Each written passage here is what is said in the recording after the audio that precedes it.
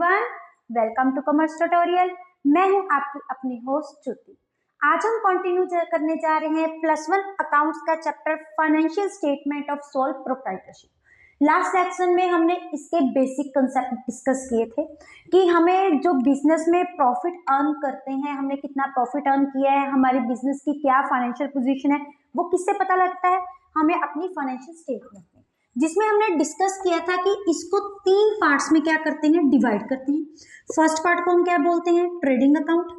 Second part को हम क्या बोलते हैं? Profit and loss. और थर्ड पार्ट को हम क्या बोलते हैं? Balance sheet. और इसमें हमने बेसिक कंसेप्ट डिस्कस किए थे ट्रेडिंग अकाउंट के। ट्रेडिंग अकाउंट को हम कैसे बनाते हैं, और इसके हमने कुछ फार्मूले डिस्कस किए थे, जिसमें हमने एक किया था कॉस्ट ऑफ गुड्स सोल्ड का, एक हमने बोला था एडजस्टेड परचेजेस का, और एक हमारे पास क्या था? ग्रोस प्रॉफिट का। अगर आपको याद हो तो हमारी कॉस्ट ऑफ गुड्स सोल्ड का फार्मूला क्या था? Opening stock add purchases add direct expenses minus closing stock. Adjusted purchases का क्या था? Opening stock add purchases minus closing stock. उसके बाद हमारे पास ग्रोस प्रॉफिट का फार्मूला क्या था? Sales minus cost of goods sold. ये हमने कुछ फार्मूले डिस्कस किए थे जो कि हमारे ट्रेडिंग अकाउंट के साथ रिलेटेड होते हैं।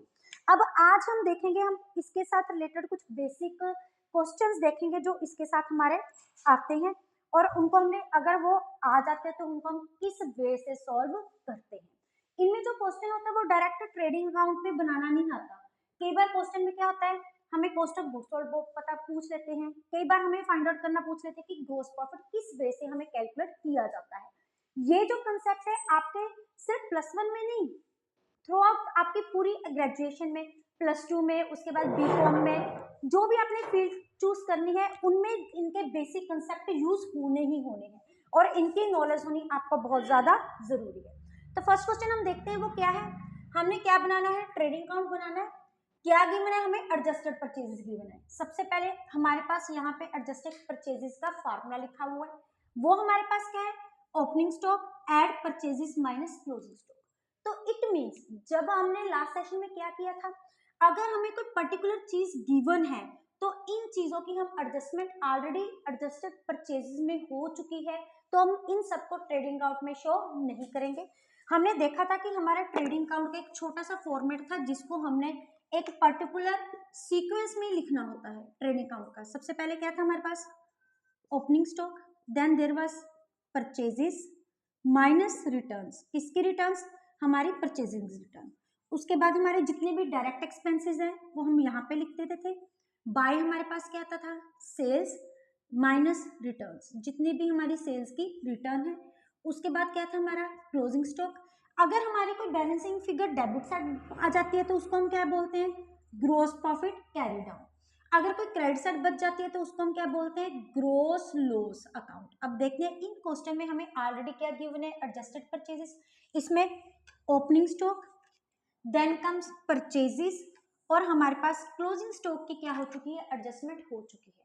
तो इनका मतलब इन क्वेश्चन में हमने अलग से इन तीनों आइटम्स को शो नहीं करना। हम इनकी जगह हम डायरेक्ट क्या लिख देंगे? हम क्या लिखेंगे इसमें? हमारी एडजस्टेड परचेजेस, वो जो कि हमारी क्वेश्चन में गिवन है। एडजस्टेड परचेज हमारे पास क्या है? 2 लाख 11 लाख, वो हमने सेकंड क्वेश्चन की अमाउंट देख ली। उसके बाद हमें सेल्स कितनी गिवन है? 12,50,000। कुछ भी नहीं है, जो जो इन्फॉर्मेशन गिवन है हमने उसको राइट डाउन कर लेना है। कैरेज इनवर्ड, लास्ट सेशन में हमने देखा था जिनके साथ इनवर्ड वर्ड यूज किया जाता है वो हमारे कौन से एक्सपेंसेस होते हैं? डायरेक्ट। अगर आउटवर्ड वर्ड यूज किया जाता है वो हमारे कौन से होते हैं? इनडायरेक्ट। और इस केस में हमने सिर्फ कौन से एक्सपेंसेस लेने हैं? अपने डायरेक्ट एक्सपेंसेस। डायरेक्ट एक्सपेंसेस में सबसे पहले हमारे पास क्या आ रहा है? Carriage inward. तो हम लिख लेंगे हमारे पास कैरेज इनवर्ड। कैरेज इनवर्ड की हमारे पास कितनी अमाउंट है? 6,000। वेजेस, वेजेस भी हमारे किसके साथ रिलेटेड होता है? डायरेक्ट एक्सपेंसेस के साथ। अगर आपने इसकी प्रॉपरली इंफॉर्मेशन लेनी है कि डायरेक्ट एक्सपेंसेस क्या होते हैं तो आप प्लेलिस्ट में जाके चेक कर सकते हैं, और वहां पे प्रॉपर इसकी वीडियो अवेलेबल है। उसके बाद यहाँ पे क्या वर्ड यूज किया हुआ है? Carriage outward. हमने देखा था जब किसी भी एक्सपेंसेस के साथ आउटवर्ड वर्ड यूज किया होता है तो वो डायरेक्ट एक्सपेंसेस नहीं होती, वो कौन से एक्सपेंसेस होती है? Indirect expenses. तो हम इसको टेक इनटू अकाउंट नहीं करेंगे। उसके बाद हमें क्या दिया हुआ है? Closing stock. अभी हमने किया है एडजस्टेड परचेजेस, हमें गिवन है, तो क्लोजिंग स्टॉक की ऑलरेडी हमारे पास एडजस्टमेंट हो चुकी है, तो हम क्लोजिंग स्टॉक को भी शो नहीं करेंगे। बस अब क्या है, हमारे पास जो जो इन्फॉर्मेशन चाहिए वो हमने राइट डाउन कर ली है। अब हम इनको क्या कर लेंगे, बैलेंसिंग कर लेंगे, जैसे कि हम लेजर के चैप्टर में हमने किया था। अब हमारे पास क्रेडिट साइड का बैलेंस क्या है, 12,50,000। हमारे पास डेबिट साइड क्या आ रहा है, there is 11 lakh, then come 6,000, उसके बाद हमारा आ रहा है 14,000। इनको प्लस करने के बाद हमारे पास क्या आ रहा है, 11,20,000। अब देखिए हमारी जो बैलेंसिंग फिगर बच रही है वो कौन सी साइड बच रही है, हमारी डेबिट साइड। तो इसका मतलब जो हमारा ग्रोस प्रॉफिट है, डेबिट साइड की बैलेंसिंग फिगर को हम क्या बोलते हैं, ग्रोस प्रॉफिट। इस केस में हमारे पास ग्रोस लॉस नहीं आएगा, क्योंकि बैलेंस यहाँ पे हमारा क्या है, 12,50,000। सेम वे से बैलेंसिंग करेंगे जैसे कि हम लेजर के चैप्टर में हमने की थी। 12,50,000 में से हम 11,020 माइनस कर देंगे, तो हमारे पास क्या आ गया, 1,30,000। जो ये 1,30,000 है ये हमारा क्या है, ग्रोस प्रॉफिट। अगर आप इसका स्क्रीनशॉट लेना चाहते हैं तो ले सकते हैं। Then comes our second question. Second question क्या है, opening stock is 1 lakh, purchases है 2,80,000। Then comes closing stock, wages, freight. अब फ्रेट के साथ कोई भी वर्ड यूज नहीं किया हुआ, ना ही तो यहाँ पे इनवर्ड का वर्ड यूज किया हुआ है, ना ही आउटवर्ड का। अगर कोई भी यहाँ पे वर्ड यूज ना हो तो हम क्या सपोज करते हैं, वो हमारा क्या है, इनवर्ड। और हमारी इनवर्ड कौन सी एक्सपेंसेस होती है, हमारी डायरेक्ट एक्सपेंसेस। और डायरेक्ट एक्सपेंसेस किस अकाउंट पार्ट होती है, हमारे ट्रेडिंग अकाउंट का।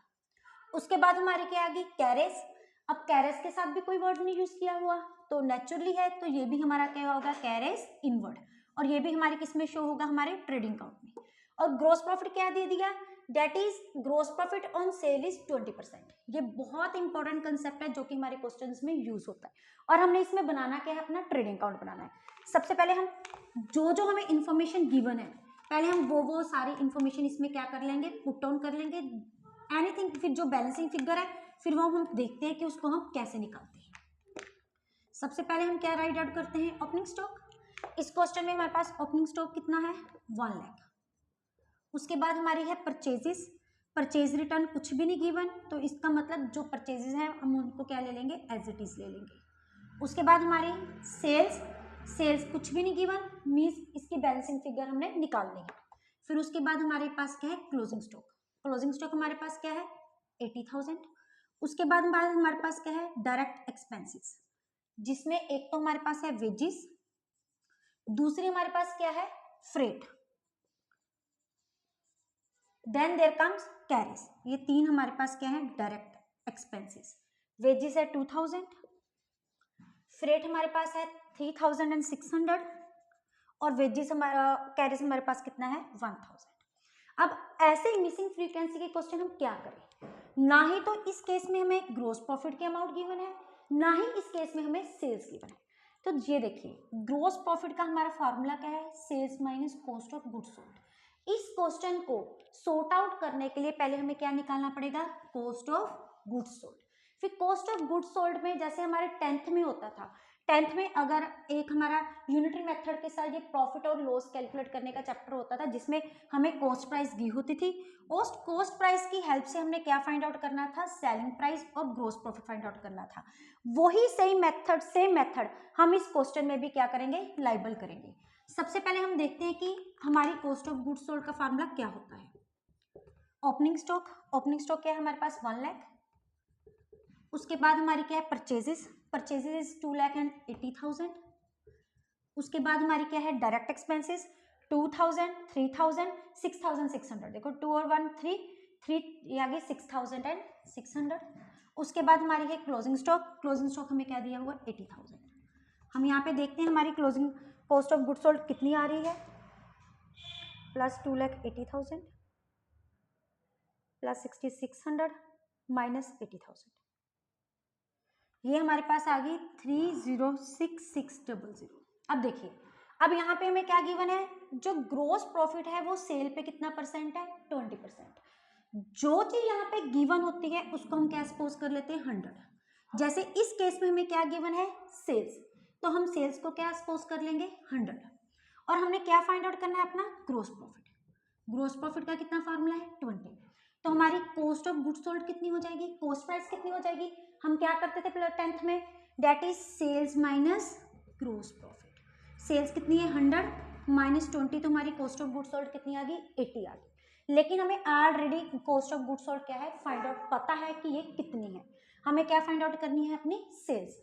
जो भी चीज अगर यहाँ पे लिखा होता ग्रोस प्रॉफिट ऑन कॉस्ट तो हमने कॉस्ट प्राइस को कितना सपोज कर लेना था 100, लेकिन इस केस में गिवन क्या है सेल्स, तो सेल्स को हमने क्या सपोज कर लिया 100।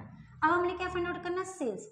एक छोटा सा फार्मूला है जिसमें कोई भी यूनिटरी मेथड लगाने की जरूरत नहीं होती, जो चीज फाइंड आउट करनी है उसको हमने क्या रखना है ऊपर, और जो चीज हमें गिवन है उसको हमने क्या रखना होता है नीचे। जैसे इस केस में हमें ऑलरेडी क्या गिवन है cost of goods sold, cost of goods sold को हम क्या रखेंगे ऊपर, और हमने फाइंड आउट क्या करना है सेल्स। जो चीज फाइंड आउट करनी है उसको रखना है ऊपर, और जो चीज गिवन है उसको हमने रखना है नीचे। इस केस में क्या फाइंड आउट करनी है सेल्स, और सेल्स को हमने क्या रख दिया ऊपर, और जो चीज हमें गिवन है, गिवन हमें क्या है कॉस्ट ऑफ गुड्स सोल्ड, उसको हमने क्या रख लिया नीचे। कोई भी फार्मूले में अगर हमने ये वैल्यू अप्लाई करनी होती है फाइंड आउट करनी होती है, जो चीज फाइंड आउट करनी है उसको रख लो ऊपर, जो चीज हमने फाइंड आउट करनी दी है उसको हमने रख लेना नीचे। जैसे कि यहाँ अब इसको हम सॉर्ट आउट करेंगे तो हमारे पास क्या वैल्यू आ जाएगी इंटू 100 अपॉन 80, तो हमारे पास आ गई 383250। ये सेल्स के अमाउंट हमारे पास क्या आ गई ये आ गई। अब हम क्या कर लेंगे सिंपल बैलेंसिंग निकाल लेंगे, बैलेंसिंग के बाद हमारी किसकी वैल्यू आ जाएगी हमारे पास ग्रोस प्रॉफिट की वैल्यू आ जाएगी plus 80,000 minus 1 lakh minus 2,80,000, then comes 2,000 3,600, उसके बाद है हमारे पास 1,000, ये आ गई 76,650।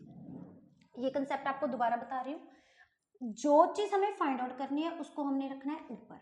इसमें हमें किसको फाइंड आउट करना था सेल्स को, सेल्स को हमने क्या रख लिया ऊपर। इस क्वेश्चन में हमें गिवन क्या है कॉस्ट ऑफ गुड्स सोल्ड, उसको हमने क्या रख लिया नीचे। तो ये हमारा क्या बन गया यूनिटरी मेथड।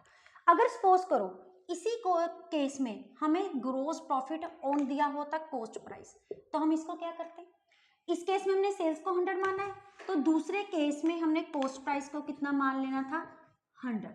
ग्रोस प्रॉफिट हमारा कितना है 20, तो हमारी सेलिंग प्राइस कितनी आ जानी थी 100 प्लस 20, ये कितनी आ जानी थी 120।